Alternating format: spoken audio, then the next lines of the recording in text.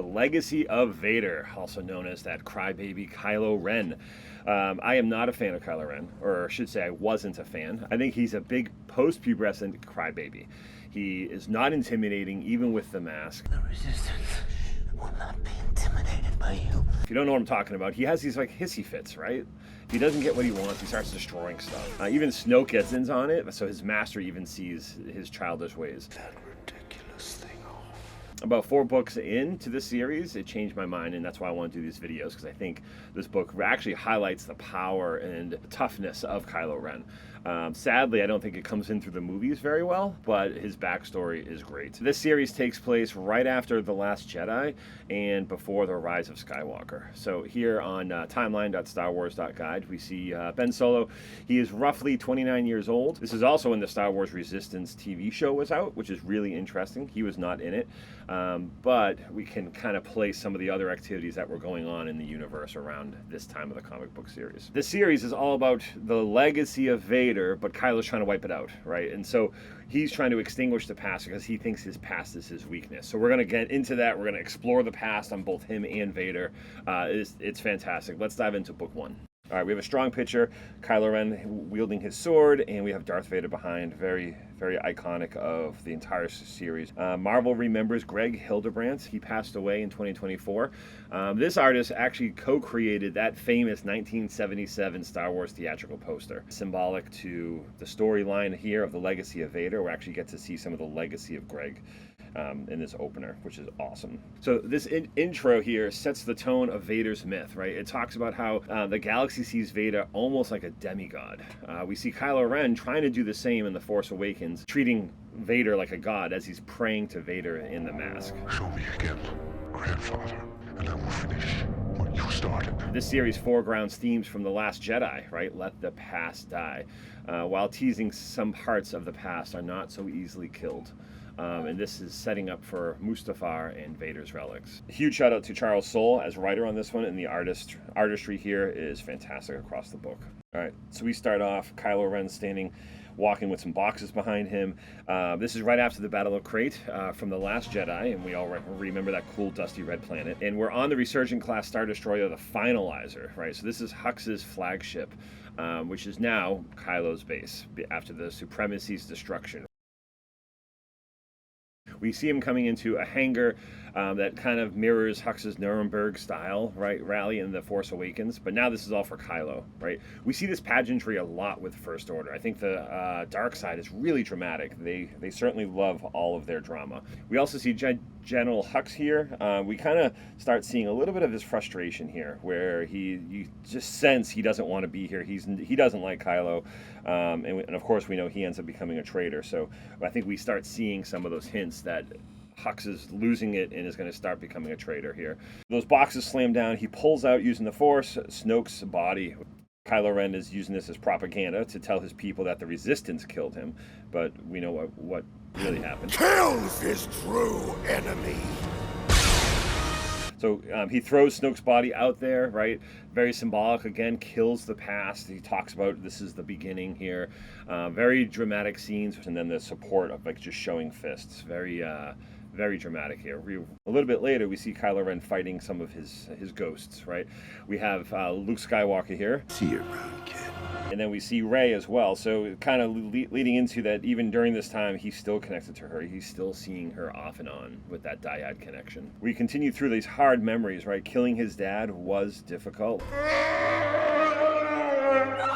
And this is just a montage of other wounds that he has, but from his parents, from Snoke, from Luke, from Rey, right? And it all goes through. What I love it here, though, he says, "Kill it, you whining baby." So even Kylo knows he's a big crybaby, but he's trying to kill his pain. He's trying to kill his past. And of course, he uses violence, right? He whips out his sword, just swings at nothing, just trying to expel all those memories.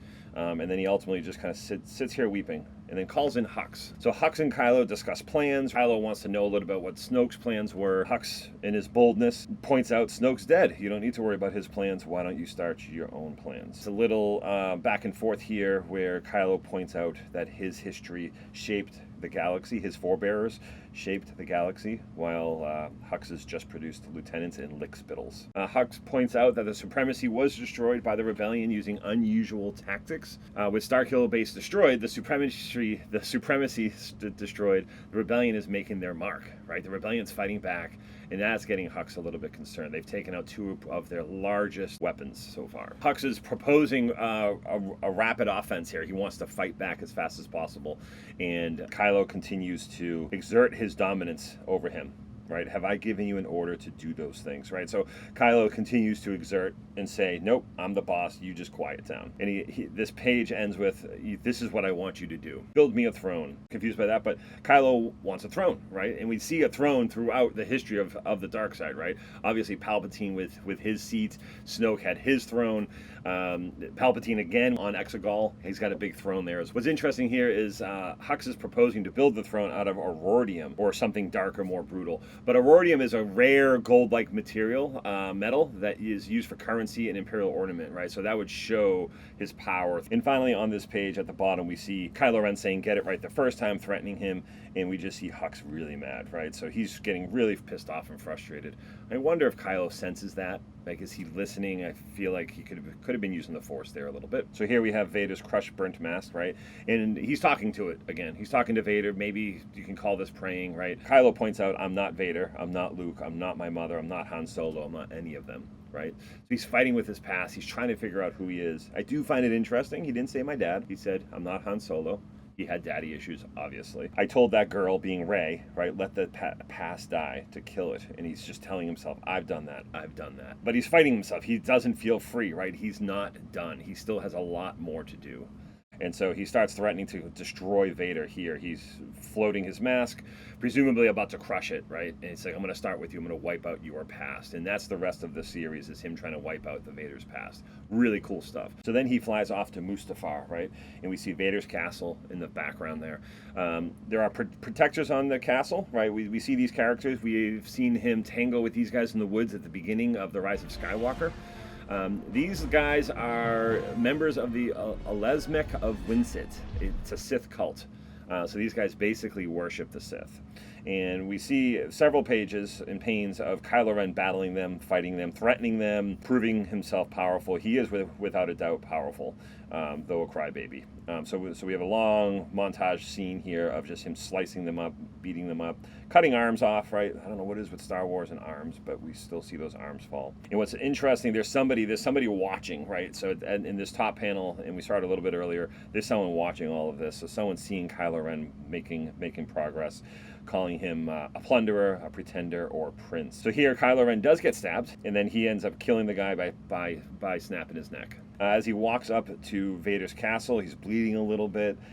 He's standing here waiting for the doors to open, and a little bit of blood falls on the ground, and we see here, and then it kind of hisses off, and at that moment the door opens. He hears a voice, right? I offer you welcome. So there's someone in here. He flicks on his saber, ready to fight. Who are you? Show yourself. And we have this robotic guy, kind of a head on a body, and his name is Vinay.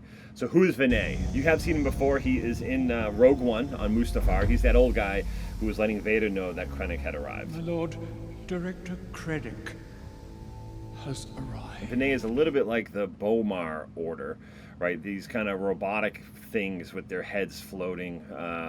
I don't know if he's officially a part of it or not, but he certainly looks like that. Vinay is Vader's servant, right? He was once an Imperial inspector, but he was driven mad by lava fumes, right? So he can be found in various comments surrounding Vader's castle.